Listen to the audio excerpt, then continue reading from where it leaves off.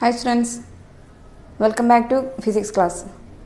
Let's start our fourth chapter, gravitation. In this chapter, we discussed about gravitation and about mass and mass of an object in earth and mass of an object in moon, etc. So first of all, what do you mean by gravitation? നമുക്ക് എന്താണ് gravitation എന്ന് നോക്കാം. ഇപ്പോൾ നമ്മളൊരു stone നമ്മൾ മുകളിലോട്ട് എറിഞ്ഞു കഴിഞ്ഞാൽ അത് എങ്ങോട്ടാണ് അത് നമ്മൾ എറിഞ്ഞു കഴിഞ്ഞാൽ അതെങ്ങനെ പിന്നെ എങ്ങോട്ടാണ് വീണത്, അത് മുകളിലോട്ട് തന്നെ പോകുന്നുണ്ടോ ഇല്ല, ഒരു പർട്ടിക്കുലർ ഹൈറ്റ് എത്തിക്കഴിഞ്ഞാൽ അതെന്ത് ചെയ്യും, അത് താഴോട്ട് വീഴുന്നുണ്ട്. പിന്നെ അതുപോലെ ഇപ്പോൾ നമ്മുടെ ഇപ്പോൾ മാംഗോ ട്രീ ആണ്, അതിൽ നിന്ന് മാംഗോ താഴെ വരുന്നുണ്ട്. അതുപോലെ കോക്കനട്ട് എല്ലാം എന്താ താഴോട്ടാണ് അത് ഫോളോ ചെയ്യുന്നത്. അതുപോലെ റെയിൻ ഡ്രോപ്സ് എങ്ങനെ വരും, റെയിൻ ഡ്രോപ്സ് മുകളിലോട്ടാണോ പോകുന്നതല്ലല്ലോ, റെയിൻ ഡ്രോപ്സ് മഴ വന്നിങ്ങനെ താഴോട്ട് നമ്മുടെ ഭൂമി എർത്തിലേക്ക് താഴോട്ടാണ് റെയിൻ ഡ്രോപ്സ് വീണത്. സോ ഇത്തരത്തിൽ ഏതൊരു ഒബ്ജക്റ്റിനെയും നമ്മൾ മുകളിലോട്ട് എറിഞ്ഞു കഴിഞ്ഞാൽ അത് എന്ത് ചെയ്യുന്നുണ്ട്, താഴോട്ട് തന്നെ തിരിച്ച് വീഴുന്നുണ്ട്. ഇതിനൊക്കെ എന്തായിരിക്കും റീസൺ എന്നാണ് നമുക്ക് ഇനി ഇതിൽ ഈ ചാപ്റ്ററിൽ നമ്മൾ ഡിസ്കസ് ചെയ്യുന്നത്. അത് ഒരു എർത്തിൽ നിന്നും നമ്മളൊരു പർട്ടിക്കുലർ എർത്തിൻ്റെ സർഫസിൽ നിന്ന് ഒരു പർട്ടിക്കുലർ ഹൈറ്റിൽ നമ്മളൊരു ഒബ്ജക്റ്റ് വെച്ച് കഴിഞ്ഞാൽ ആ ഒബ്ജക്റ്റ് എന്ത് ചെയ്യും, അത് നമ്മളൊരു പർട്ടിക്കുലർ നമ്മളിപ്പോൾ ഇവിടെ ഇത് നമ്മുടെ ഗ്രൗണ്ടാണ്. ഈ ഗ്രൗണ്ട് ഒരു പർട്ടിക്കുലർ ഹൈറ്റിൽ ഞാനൊരു ഒബ്ജക്റ്റ് പിടിച്ചിട്ടുണ്ട്. ആ ഒബ്ജക്റ്റ് ഞാൻ റിലീസ് ചെയ്താൽ അത് എങ്ങോട്ടാണ് വീണത്. ഇപ്പോൾ എൻ്റെ കയ്യിലൊരു ബോൾ ഉണ്ടെങ്കിൽ ആ ബോള് ഞാൻ റിലീസ് ചെയ്ത്, അല്ലെങ്കിൽ ഇപ്പോൾ ഒരു സ്റ്റോൺ എൻ്റെ കയ്യിലുണ്ട്. ആ സ്റ്റോൺ ഞാൻ എൻ്റെ കയ്യിൽ നിന്ന് റിലീസ് ചെയ്ത് കഴിഞ്ഞാൽ അത് എങ്ങോട്ടാവും ഫോളോ ചെയ്യുന്നത്, അത് എർത്തിലോട്ട് ഡൗൺവേർഡ് ഡയറക്ഷനിലാണ് ഫോളോ ചെയ്യുന്നത്. എർത്തിലോട്ടാണ്, താഴോട്ടാണ്, ഗ്രൗണ്ടിലോട്ടാണ് അത് ഫോളോ ചെയ്യുന്നത്. സോ ഇതിനെല്ലാം കാരണം എർത്ത് ഈ ഒബ്ജക്റ്റിന് മുകളിൽ ഒരു അട്രാക്ഷൻ ഉള്ളത് കൊണ്ടാണ് ഈ ഒബ്ജക്റ്റുകളെല്ലാം താഴോട്ട് വീഴാൻ കാരണം. എല്ലാ ഒബ്ജക്റ്റുകളുടെ മുകളിൽ എർത്തിന് ഒരു അട്രാക്ഷൻ ഉണ്ട്. ഈ അട്രാക്ഷൻ കാരണമാണ് എർത്തിൻ്റെ സർഫസിലുള്ള ഇപ്പോൾ മുകളിലോട്ട് എർത്തിൻ്റെ സർഫസിൽ നടക്കുന്ന ഏതൊരു ഒബ്ജക്റ്റും അത് താഴോട്ട് വീഴാൻ കാരണം. അപ്പോൾ നമ്മൾ ഒബ്ജക്റ്റിനെ മുകളിലോട്ട് എറിഞ്ഞു കഴിഞ്ഞാൽ അതെന്ത് ചെയ്യുന്നുണ്ട്, ഒരു പർട്ടിക്കുലർ ഹൈറ്റിൽ പോയി കഴിഞ്ഞാൽ പിന്നെ അത് താഴോട്ട് തന്നെയാണ് വീണത്. ഇപ്പോൾ നമ്മളൊരു സ്റ്റോൺ നമ്മൾ മുകളിലോട്ട് എറിയാണ്, ഇതൊരു സ്റ്റോണാണ്. സ്റ്റോൺ മുകളിലോട്ട് എറിയുന്നതനുസരിച്ച് ഓരോ സെക്കൻഡിൽ നമ്മൾ വാച്ച് ചെയ്ത് കഴിഞ്ഞാൽ, ഇപ്പോൾ ഫസ്റ്റ് സെക്കൻഡ് ആണെങ്കിൽ ഇപ്പോൾ ഒരു ഹൈറ്റിലെത്തി, ആദ്യം 0 മീറ്റർ പെർ സെക്കൻഡ് ആയിരുന്നു അതിൻ്റെ വെലോസിറ്റി. പിന്നീട് എന്തായിരുന്നു, വെലോസിറ്റി കൂടി ഒരു 10 മീറ്റർ പെർ സെക്കൻഡ് ആയി. ദെൻ ഈ ഒരു ഹൈറ്റിലെത്തിയ സമയത്ത് അതിൻ്റെ വെലോസിറ്റി എന്ന് പറഞ്ഞത് ഇത് മാക്സിമം ഹൈറ്റാണ്. സോ ഇവിടെ നമ്മൾ വെലോസിറ്റി, ഈ ഒരു ഒബ്ജക്റ്റിൻ്റെ വെലോസിറ്റി താഴെ നിന്നും ഇപ്പോൾ നമ്മൾ എറിയാൻ തുടങ്ങുന്ന സമയത്ത് അതിൻ്റെ വെലോസിറ്റി എന്ന് പറയുന്നത് 5 മീറ്റർ പെർ സെക്കൻഡ് ആണ് ഇപ്പോൾ അതിൻ്റെ വെലോസിറ്റി എങ്കിൽ, ആ വെലോസിറ്റിയിൽ നമ്മളൊരു ഫോഴ്സ് കൊടുത്തിട്ടാണ് ഈ സ്റ്റോണിന് മുകളിലോട്ട് എറിയുന്നത്. നമ്മൾ ഫോഴ്സ് കൊടുക്കുമ്പോഴാണ്, ഫോഴ്സിൽ എറിയുമ്പോഴാണ് ആ ഒബ്ജക്റ്റ് മുകളിലോട്ട് പോകുന്നത്. സോ ഇവിടെ ഫസ്റ്റ് ഓഫ് ഓൾ അതിൻ്റെ വെലോസിറ്റി 5 മീറ്റർ പെർ സെക്കൻഡ് ആണ്. നമ്മളൊരു സെക്കൻഡ് കഴിഞ്ഞ ശേഷം നോക്കുന്ന സമയത്ത് അതിൻ്റെ വെലോസിറ്റി കൂടി 10 മീറ്റർ പെർ സെക്കൻഡ് ആയി. അതൊരു പർട്ടിക്കുലർ ഹൈറ്റിലെത്തി, ആ ഹൈറ്റിലെത്തി കഴിഞ്ഞാൽ അത് മാക്സിമം ഒരു ഹൈറ്റിൽ എത്തിക്കഴിഞ്ഞാൽ ആ ഹൈറ്റിൽ അതിൻ്റെ വെലോസിറ്റി എന്ന് പറയുന്നത് 0 മീറ്റർ പെർ സെക്കൻഡ് ആവും. ആ ഒരു അത്രയും 0 ഹൈറ്റിൽ എത്തിക്കഴിഞ്ഞാൽ പിന്നെ അതെന്താണ്, പിന്നെ മുകളിലോട്ട് പോകുന്നില്ല, പിന്നെ അത് താഴോട്ട് പോകാൻ അതിൻ്റെ വെലോസിറ്റി 0 എത്തിക്കഴിഞ്ഞാൽ പിന്നീട് ആ ഒബ്ജക്റ്റ് താഴോട്ട് ഫോളോ ചെയ്യാൻ ചെയ്യുന്നത്. താഴോട്ട് ഫോളോ ചെയ്യുന്ന സമയത്ത് അതിൻ്റെ വെലോസിറ്റി കൂടി വരികയാണ് ചെയ്യുക. ഇപ്പോൾ 0 മീറ്റർ പെർ സെക്കൻഡ് ആയിരുന്നു, അത് 10 മീറ്റർ പെർ സെക്കൻഡ് ആയി. ദെൻ ഗ്രൗണ്ടിലേക്ക് എത്തുമ്പോഴേക്കും 50 മീറ്റർ പെർ സെക്കൻഡ്. ഇതൊരു ഗസ് ചെയ്ത വാല്യൂസാണ്, മനസ്സിലാക്കാൻ വേണ്ടി വാല്യൂസ് പറഞ്ഞതേ ഉള്ളൂ. 50 മീറ്റർ പെർ സെക്കൻഡ് ആയി. അത് ഇവിടെ ഒരു ഒബ്ജക്റ്റിൻ്റെ മുകളിലോട്ട് എറിയുന്ന സമയത്ത് അതിൻ്റെ വെലോസിറ്റി കൂടി ഒരു പർട്ടിക്കുലർ ഹൈറ്റിൽ എത്തുന്ന സമയത്ത് അതിൻ്റെ വെലോസിറ്റി 0 ആയി മാറുന്നുണ്ട്. പിന്നീട് അത് താഴോട്ട് വീഴുന്ന സമയത്ത് അതിൻ്റെ വെലോസിറ്റി ഇൻക്രീസ് ചെയ്ത് വരികയാണ് ചെയ്യുന്നത്.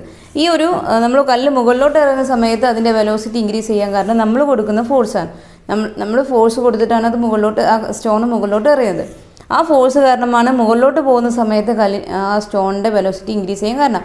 പക്ഷേ ഡൗൺവേർഡ് ഡയറക്ഷനിൽ പോകുന്ന സമയത്തോ അത് സ്റ്റോണ് ഒരു പർട്ടിക്കുലർ ഹൈറ്റിലെത്തി, ആ ഹൈറ്റിലെത്തിയതിനു ശേഷം അത് തിരിച്ചിങ്ങോട്ട് താഴോട്ട് ഫോളോ ചെയ്യാൻ ചെയ്യുന്നത്.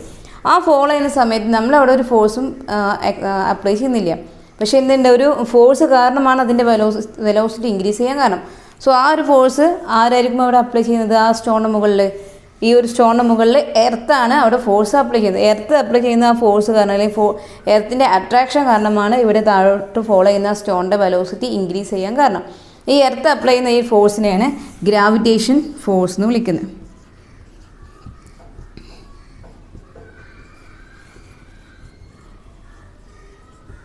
എർത്ത് ആ ഒബ്ജക്റ്റിന് മുകളിൽ അപ്ലൈ ചെയ്യുന്ന ഫോഴ്സിനെ വിളിക്കുന്നതാണ് ഗ്രാവിറ്റേഷൻ ഫോഴ്സ്. ഈ എർത്തിൻ്റെ അട്രാക്ഷൻ കാരണമാണ് ആ ഒബ്ജക്റ്റ് താഴോട്ട് വീഴാൻ കാരണം. താഴോട്ട് ഫോളോ ചെയ്യുന്ന സമയത്ത് അതിൻ്റെ വെലോസിറ്റി ഇൻക്രീസ് ചെയ്യാൻ കാരണം ആരാണ്? ഈ ഗ്രാവിറ്റേഷണൽ ഫോഴ്സാണ് അതിന് കാരണം. എർത്തിൻ്റെ ഗ്രാവിറ്റേഷണൽ ഫോഴ്സ് കൊണ്ടാണ് സ്റ്റോണ് താഴോട്ട് വീഴുന്നത്. ഈ ഗ്രാവിറ്റേഷണൽ ഫോഴ്സ് കാരണം ഇപ്പോൾ നമുക്ക് പറയാവുന്ന സിറ്റുവേഷൻസാണ്. ഇപ്പോൾ നമ്മുടെ റെയിൻ ഡ്രോപ്സ് പറഞ്ഞു. റെയിൻ ഡ്രോപ്സ് മുകളിലോട്ടല്ല വീഴുന്നത്, എങ്ങോട്ടാണ്? എർത്തിൻ്റെ സർഫസിലോട്ടാണ് വീഴുന്നത്. അത് എർത്തിൻ്റെ ഗ്രാവിറ്റേഷൻ ഫോഴ്സ് കാരണമാണ്.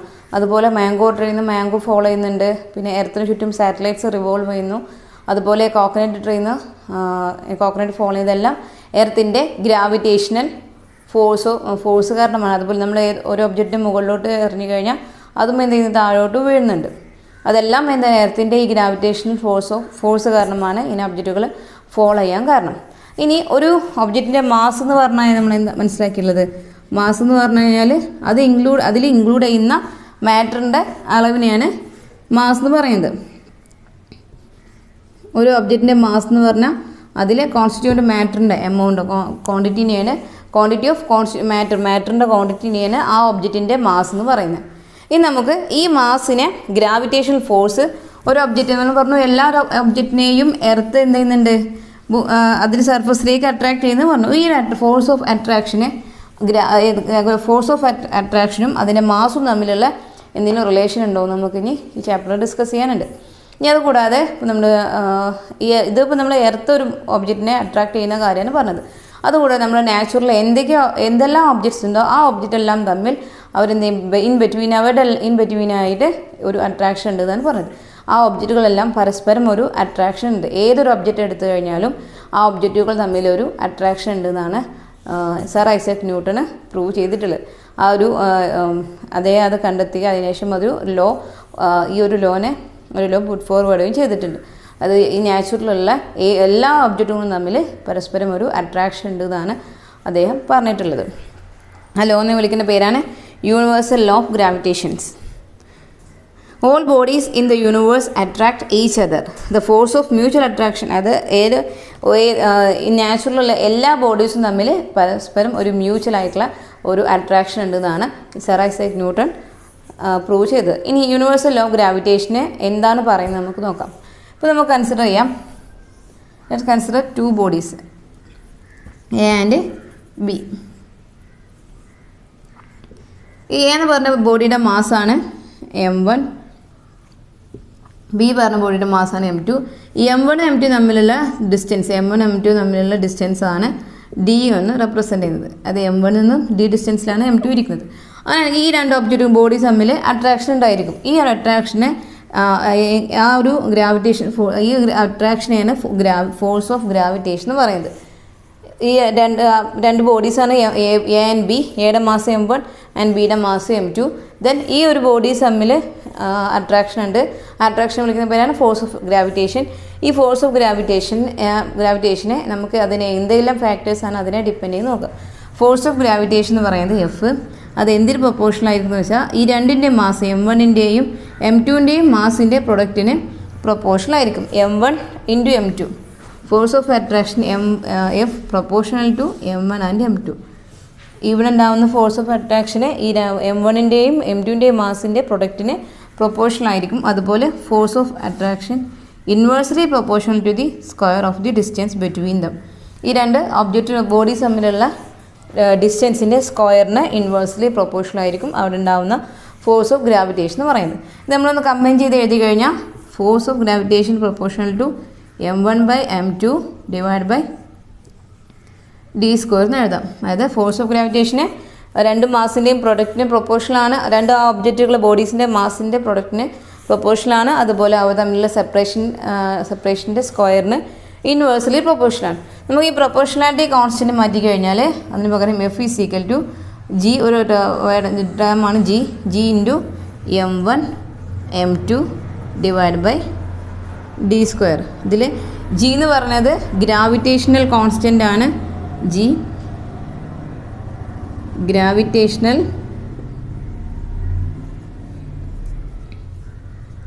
കോൺസ്റ്റൻറ്റ്. അതിൻ്റെ വാല്യൂ എന്ന് പറയുന്നത് ജി ഈസ് ഈക്വൽ ടു 6.67 × 10⁻⁻11 ആണ് അതിൻ്റെ വാല്യൂ. ദെൻ ഇത് ഈ ഒരു ജിയുടെ വാല്യൂ ഡിറ്റർമൈൻ ചെയ്തത് ഹെൻറി കാവൻഡിഷ് ആണ്. ഈ ജിയുടെ വാല്യൂ 6.67 × 10⁻11 എന്നുള്ളത് ഡിസ്കവർ ചെയ്തിട്ടുള്ളത്. സോ ഇതിൽ പറയുന്നത് ഏതൊരു നമ്മൾ നാച്ചുറൽ ഏത് രണ്ട് ബോഡീസ് തമ്മിലും ഒരു ഫോഴ്സ് ഓഫ് അട്രാക്ഷൻ ഉണ്ട്. ആ ഫോഴ്സ് ഓഫ് അട്രാക്ഷൻ കണ്ടെത്താൻ ഫോഴ്സ് ഓഫ് അട്രാക്ഷന് അവരുടെ മാസിൻ്റെ പ്രൊഡക്റ്റിന് പ്രൊപ്പോർഷണൽ ആയിരിക്കും. അതുപോലെ അത് തമ്മിലുള്ള ഡിസ്റ്റൻസിന് ഇൻവേഴ്സ്ലി പ്രൊപ്പോർഷണൽ ആയിരിക്കും. ഡിസ്റ്റൻസിന് സ്ക്വയറിന് ഇൻവേഴ്സ്ലി പ്രൊപ്പോർഷണൽ ആയിരിക്കും. അതായത് ഇപ്പോൾ M1 രണ്ട് ബോഡീസാണ് M1 M2 എന്നുള്ളത്. അതിനൊരു പർട്ടിക്കുലർ ആയിട്ടുള്ള ഫോഴ്സ് ഓഫ് അട്രാക്ഷൻ ഉണ്ടായിരിക്കും. ഇനി നമ്മളിവിടെ എടുക്കുന്ന M1 ഉം M2 മാസ് കൂടിയ രണ്ട് ബോഡീസാണ് എടുക്കുന്നതെങ്കിൽ, ഇതിപ്പോൾ അല്ലെങ്കിൽ മാസ് കുറഞ്ഞ M1ൻ്റെയും M2ൻ്റെയും മാസ് കുറവാണെങ്കിൽ എന്താകും, അവിടെ ഉണ്ടാകുന്ന ഫോഴ്സ് ഓഫ് അട്രാക്ഷനും കുറവായിരിക്കും. കാരണം M1 M2ൻ്റെ പ്രൊഡക്റ്റിന് പ്രൊപ്പോർഷനാണ് മാസ് എന്ന് പറയുന്നത്, ഫോഴ്സ് ഓഫ് അട്രാക്ഷൻ എന്ന് പറയുന്നത്. ഇനി അതുപോലെ ഈ M1 M2 തമ്മിലുള്ള ഡിസ്റ്റൻസ് D ആണ്. നമ്മൾ ആ ഒരു പർട്ടിക്കുലർ ഡിസ്റ്റൻസ് ഇപ്പോൾ ഒരു 10 സെൻറ്റിമീറ്ററിലാണ് ഇരിക്കുന്നത് വിചാരിക്കുക. ഇത് നമ്മൾ ഈ ഡിസ്റ്റൻസ് ഇൻക്രീസ് ചെയ്ത് കഴിഞ്ഞാൽ 10 എന്നുള്ളത് 20 സെൻറ്റിമീറ്ററായി. ഇവ തമ്മിലുള്ള ഡിസ്റ്റൻസ് ഇപ്പോൾ ഒരു 10 സെൻറ്റിമീറ്റർ ആണെന്ന് വിചാരിക്കുക. ആ സമയത്ത് നമുക്കൊരു ഫോഴ്സ് ഓഫ് അട്രാക്ഷൻ കിട്ടുന്നുണ്ട്, ഒരു വാല്യൂ കിട്ടുന്നുണ്ട്. ഇനി നമ്മൾ ഈ ഒരു ഡിസ്റ്റൻസ് ഇൻക്രീസ് ചെയ്യുക, M1 M2 തമ്മിലുള്ള ഡിസ്റ്റൻസ് ഇൻക്രീസ് ചെയ്ത് കഴിഞ്ഞാൽ നമുക്ക് കിട്ടുന്ന ഫോഴ്സ് ഓഫ് അട്രാക്ഷന് നേരത്തെ കിട്ടിയതിനേക്കാളും കുറവായിരിക്കും. കാരണം ഇവിടെ ഫോഴ്സ് ഓഫ് അട്രാക്ഷൻ എന്തിന് ഇൻവേഴ്സ്ലി പ്രൊപ്പോർഷണലാണ്, ഡിസ്റ്റൻസിന് ഇൻവേഴ്സ്ലി പ്രൊപ്പോർഷണലാണ്. ഡിസ്റ്റൻസ് കൂടിക്കഴിഞ്ഞാൽ force of gravitation, force of അട്രാക്ഷനില്ല, ഫോഴ്സ് ഓഫ് ഗ്രാവിറ്റേഷനെ അവിടെ റെഡ്യൂസ് ചെയ്യുന്നത്. സോ ഇവിടെ force of universal law of gravitation എന്ന് പറഞ്ഞു കഴിഞ്ഞാൽ ഏതൊരു ബോഡീസ് തമ്മിൽ അട്രാക്ഷൻ ഉണ്ട്, ആ അട്രാക്ഷന് അതിൻ്റെ മാസിൻ്റെ പ്രൊഡക്റ്റിൻ്റെ പ്രൊപ്പോർഷണൽ ആയിരിക്കും. അതുപോലെ അവ തമ്മിലുള്ള ഡിസ്റ്റൻസ് സെപ്പറേഷൻ്റെ സ്ക്വയറിന് ഇൻവേഴ്സ്ലി പ്രൊപ്പോർഷണൽ ആയിരിക്കും. അത് കണ്ടെത്താനുള്ള ഇക്വേഷനാണ് F = G × M1 M2/d² എന്ന് പറയുന്നത്. All bodies in the universe attract each other. The force of mutual attraction between two bodies is directly proportional to the product of their masses and inversely proportional to the square of distance between them.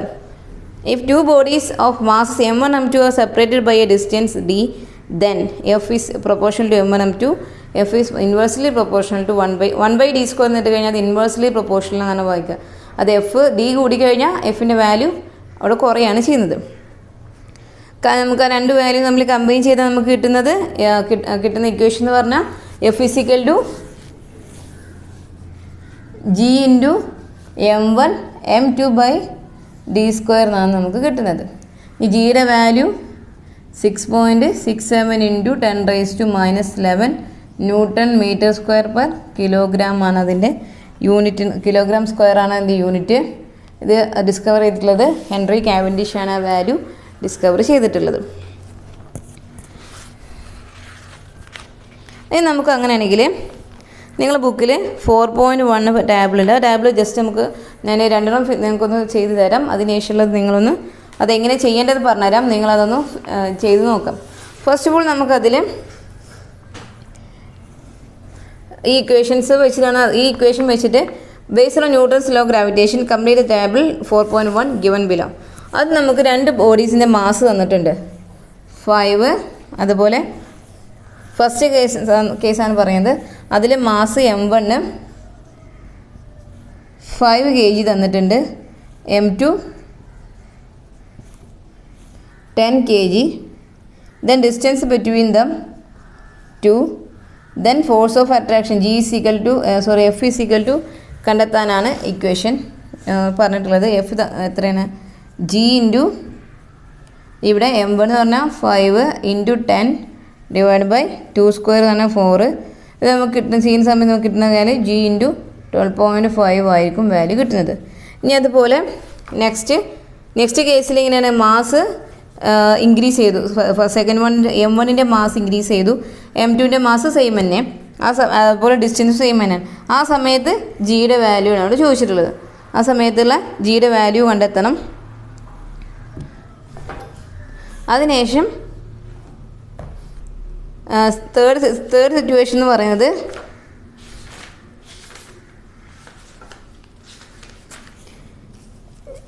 എമ്മിൻ്റെ value 10 ആണ്, M2ൻ്റെ value എമ്മിൻ്റെ value increase ചെയ്തു 10 ആയിട്ട്. എമ്മിൻ്റെ value same തന്നെ. M2 third കേസിൽ M2ൻ്റെ value ഡബിളാക്കി മാറ്റി. ആ സമയത്ത് ഡിസ്റ്റൻസ് 2 തന്നെയാണ് റിമൈൻ ചെയ്യുന്നത്. ആ സമയത്തുള്ള ജിയുടെ വാല്യൂ ആണ് നമുക്ക് കണ്ടെത്തേണ്ടത്. അത് ഫസ്റ്റ് കേസിൽ, അത് സെക്കൻഡ് കേസിൽ M1 is equal to 10, then M2 is equal to 10, D is equal to 2, then എഫിൻ്റെ value G into 10 into 10 divide by 4 ആണ് വരുന്നത്. 4 വരും. ദെൻ G ഇൻറ്റു 25 ആയിരിക്കും അവിടെ വാല്യൂ എന്ന് പറയുന്നത്. G ഇൻറ്റു 25 ആണ് നമുക്ക് കിട്ടിയ വാല്യൂ. ഇനി അതുപോലെ തേർഡ് കേസിൽ M1 10 തന്നെയാണ്. M2ൻ്റെ വാല്യൂ ഡബിൾ ചെയ്തു. ഡിസ്റ്റൻസും എന്താണ് സെയിം, ഡിസ്റ്റൻസ് ചേഞ്ച് വരുത്തിയിട്ടില്ല. ആ സമയത്ത് അപ്പോൾ നമുക്ക് കിട്ടുന്ന വാല്യൂ G ഇൻറ്റു 50 ആണ്. നമുക്ക് അത് ചെയ്താൽ നമുക്ക് കിട്ടുന്ന വാല്യൂ G ഇൻറ്റു 50 ആണ്. ഫസ്റ്റ് കേസ് G ഇൻറ്റു 12.5 ആയിരുന്നു. സെക്കൻഡിൽ ഒരു ബോഡിയുടെ മാസ് ഇൻക്രീസ് ചെയ്തു, ഒന്ന് സിമിലർ ആയി നിർത്തി, ഡിസ്റ്റൻസ് സെയിം ആയി. ആ സമയത്ത് G 25 കിട്ടി. തേർഡിൽ G ഇൻറ്റു ജിയുടെ വാല്യൂ നമ്മൾ കാൽക്കുലേറ്റ് കൊടുക്കുന്നില്ല അവിടെ, ജസ്റ്റ് ബാക്കിയുള്ള വാല്യൂസ് കൊടുത്തിട്ടാണ് ഈ ആൻസേഴ്സ് എഴുതുന്നത്. F ഇൻറ്റു G ഇൻറ്റു 50 എന്നുള്ള കേസ്. തേർഡ് കേസിലും M2ൻ്റെ വാല്യൂ ഇൻക്രീസ് ചെയ്തിട്ടുണ്ട്. ഇവിടെ M2 എന്താണ് ഡബിൾ ആക്കി 20 ആയി. M1 10 തന്നെയാണ്. D എന്ന് പറഞ്ഞതും 2 തന്നെയാണ്. ആ സമയത്ത് ജിയുടെ വാല്യൂ നമുക്ക് കിട്ടിയത് G ഇൻറ്റു 50 ആണ്. നമ്മുടെ ടേബിൾ 4.1 ആണ് ഇവിടെ ഞാനത് ജസ്റ്റ് എഴുതിയിട്ടുണ്ട്. ഫസ്റ്റ് കേസിൽ മാസ് M1 5 ആണ്, മാസ് M2 എന്ന് പറഞ്ഞാൽ 10 ആണ്. അത് നമ്മുടെ ഡിസ്റ്റൻസ് പറഞ്ഞാൽ 2 ആണ്. ആ സമയം നമ്മൾ കാൽക്കുലേറ്റ് ചെയ്യുന്ന സമയത്ത് കിട്ടുന്ന എഫിൻ്റെ വാല്യൂ, ഫോഴ്സ് ഓഫ് ഗ്രാവിറ്റേഷൻ എന്ന് പറയുന്നത് G ഇൻറ്റു 12.5 ആണ് നമുക്ക് കിട്ടുന്ന വാല്യൂ. ജിയുടെ വാല്യൂ നമ്മൾ കാൽക്കുലേറ്റ് ചെയ്യുന്നില്ല, G ആയിട്ട് തന്നെ കൊടുത്തിട്ടുള്ളൂ. സെക്കൻഡ് കേസിൽ ഒരു മാസ് ഡബിൾ ചെയ്തു, ഒരു ബോഡിയുടെ മാസ് നമ്മൾ ഡബിൾ ചെയ്തു. M1ൻ്റെ മാസ് 10 ആക്കിയിട്ട് ഡബിൾ ചെയ്തു. M2 സെയിം തന്നെ, M2ൻ്റെ മാസ് ചേഞ്ച് ഇല്ല, 10 ആണ്. M2ൻ്റെ മാസ് സിമിലർ ആയിട്ട് തന്നെ 10 തന്നെയാണ് അവിടെ വരുന്നത്. ദെൻ അവ തമ്മിലുള്ള ഡിസ്റ്റൻസും D 2 തന്നെയാണ് വരുന്നത്. ആ സമയത്ത് JFയുടെ വാല്യൂ കാൽക്കുലേറ്റ് ചെയ്യുന്ന സമയത്ത് കിട്ടുന്നത് G ഇൻറ്റു 25 ആണ് കിട്ടിയത്. അത് നേരത്തെ കിട്ടിയത് ജിയുടെ 2 ടൈംസ് ആണ് ഇപ്പോൾ നമുക്ക് കിട്ടിയ G എന്ന് പറയുന്നത്. അത് ഒരു ബോഡിയുടെ മാസ് ഡബിൾ ചെയ്ത സമയത്ത് ഫോഴ്സ് ഓഫ് ഗ്രാവിറ്റേഷൻ എന്ത് ചെയ്തു, ഇൻക്രീസ് ചെയ്തു. അതായത് ഫോഴ്സ് ഓഫ് ഗ്രാവിറ്റേഷന് mass of product of the mass of 2 bodies, ആ 2 ബോഡീസിൻ്റെയും മാസിൻ്റെ പ്രൊഡക്റ്റിന് പ്രൊപ്പോർഷനാണ് ഫോഴ്സ് ഓഫ് ഗ്രാവിറ്റേഷൻ എന്ന് പറയുന്നത്. സോ ഒരു ബോഡിയുടെ മാസ് ഇൻക്രീസ് ചെയ്ത സമയത്ത് ഫോഴ്സ് ഓഫ് ഗ്രാവിറ്റേഷനും അവിടെ ഇൻക്രീസ് ചെയ്തു. തേർഡ് സിറ്റുവേഷനിൽ M1ൻ്റെ മാസ് സിമിലർ തന്നെയാണ്. പക്ഷേ M2ൻ്റെ മാസ് എന്ത് ചെയ്തു, ആദ്യം 10 ആയിരുന്നു, അത് 20 ആയിട്ട് ഡബിൾ ചെയ്തു. ഡിസ്റ്റൻസും സെയിം ഡിസ്റ്റൻസ് തന്നെയാണ്, 2 തന്നെയാണ്. ആ സമയത്ത് നമുക്ക് എന്താണ് ബോഡിയുടെ മാസ്, അത് M1ൻ്റെ മാസ് 10ഉം M2ൻ്റെ മാസ് 20 ആണ്. ഒരു ബോഡിയുടെ മാസ് നമ്മൾ ഇവിടെ ഡബിൾ ചെയ്തു. ഈ കേസിൽ നമുക്ക് ഇവിടെ കിട്ടിയതിൻ്റെ ഡബിളാണ് ഫോഴ്സ് ഓഫ് ഗ്രാവിറ്റേഷൻ നമുക്ക് കിട്ടുന്നത്. അത് ഫോഴ്സ് ഓഫ് ഗ്രാവിറ്റേഷൻ ഓരോ ബോഡിയുടെ മാസ് ഇൻക്രീസ് ചെയ്യുന്ന സമയത്തും ഫോഴ്സ് ഓഫ് ഗ്രാവിറ്റേഷനും എന്ത് ചെയ്യുന്നുണ്ട്, അത് കൂടെ തന്നെ ഇൻക്രീസ് ചെയ്യുന്നുണ്ട്. ഫോർത്ത് കേസിൽ മാസ് M1ൻ്റെ മാസ് അത് ഫസ്റ്റ് കേസിലുള്ള പോലെ M1 5ഉം M2 10 തന്നെയാണ് കൊടുത്തുള്ളത്. അപ്പോൾ നമ്മൾ സെപ്പറേഷൻ എന്ത് ചെയ്തു, ഇൻക്രീസ് ചെയ്തു. ഇവിടെ 2 ആയിരുന്നു, അത് 4 ആയിട്ട് നമ്മൾ ഇൻക്രീസ് ചെയ്ത സമയത്ത് ഫോഴ്സ് ഓഫ് ഗ്രാവിറ്റേഷൻ എന്താണ്, ഫോഴ്സ് ഓഫ് ഗ്രാവിറ്റേഷൻ അവിടെ ഡിഗ്രീസ് ചെയ്യുകയാണ് ചെയ്തത്. 3.12 ഉള്ളത് 3.125 ആയിട്ട് അവിടെ ഡിഗ്രീസ് ചെയ്തു. അപ്പോൾ ഡിസ്റ്റൻസ് ഇൻക്രീസ് ചെയ്ത സമയത്ത് ഫോഴ്സ് ഓഫ് ഗ്രാവിറ്റേഷൻ അവിടെ അത് സെയിം മാസ് തന്നെയാണ്, പക്ഷേ ഇവിടെ ഡിസ്റ്റൻസ് എന്ത് ചെയ്തു, ഇൻക്രീസ് ചെയ്തു. സോ ഫോഴ്സ് ഓഫ് ഗ്രാവിറ്റേഷൻ അവിടെ ഡിഗ്രീസ് ചെയ്യുകയാണ് ചെയ്തത്. ഇനി ഫിഫ്ത്ത് കേസിൽ ഇവിടെ ഫോഴ്സ് ഓഫ് ഡിസ്റ്റൻസ് ഡബിൾ ചെയ്തപ്പോൾ ഫോഴ്സ് ഓഫ് ഗ്രാവിറ്റേഷൻ ഡിഗ്രീസ് ചെയ്തു. ഫിഫ്ത്ത് കേസിൽ സെയിം മാസ് തന്നെ ഫോഴ്സ് ഓഫ് ഡിസ്റ്റൻസ് എന്ത് ചെയ്തു, അവിടെ ഡിഗ്രീസ് ചെയ്തു. ഡിസ്റ്റൻസ് D2 ഉള്ളത് 1 ആക്കി, അത് അതിൻ്റെ ഹാഫ് ആക്കി മാറ്റിയ സമയത്ത് ഫോഴ്സ് ഓഫ് ഗ്രാവിറ്റേഷൻ എന്താണ് അവിടെ ഇൻക്രീസ് ചെയ്യാണ് ചെയ്തത്. ഡിസ്റ്റൻസ് കുറച്ച സമയത്ത് എഫിൻ്റെ value F into G into 50 ആയിരുന്നു. നേരത്തെ ഫസ്റ്റ് കിട്ടേൻ്റെ ഇവിടെ ഇതിൻ്റെ 4 ടൈംസ് അവിടെ ഇൻക്രീസ് ചെയ്തു. ഇവിടെ 12.5 ആണ്, അതിൻ്റെ 4 ടൈംസ് ആയിട്ടാണ് ഡിസ്റ്റൻസ് ഹാഫ് ആക്കിയ സമയത്ത് എഫിൻ്റെ വാല്യൂ ഇൻക്രീസ് ചെയ്തത്. സിക്സ്ത് കേസിൽ M1ൻ്റെ വാല്യൂ 10ഉം M2ൻ്റെ വാല്യൂ 20, ഡിയുടെ വാല്യൂ 1 ആക്കിയിട്ട് റെഡ്യൂസ് ചെയ്തു. ആ സമയത്ത് ഡിസ്റ്റൻസ് റെഡ്യൂസ് ചെയ്തു. ആ സമയത്ത് നമുക്ക് കിട്ടുന്നത് F ഇൻറ്റു G ഇൻറ്റു 200 16 ടൈംസാണ് അവിടെ എന്ത് ചെയ്യുന്നത്, വാല്യൂ എഫിൻ്റെ വാല്യൂ ഇൻക്രീസ് ചെയ്തത്. 16 ടൈംസ് എഫിൻ്റെ വാല്യൂ ഇൻക്രീസ് ചെയ്യുകയും ചെയ്തത്.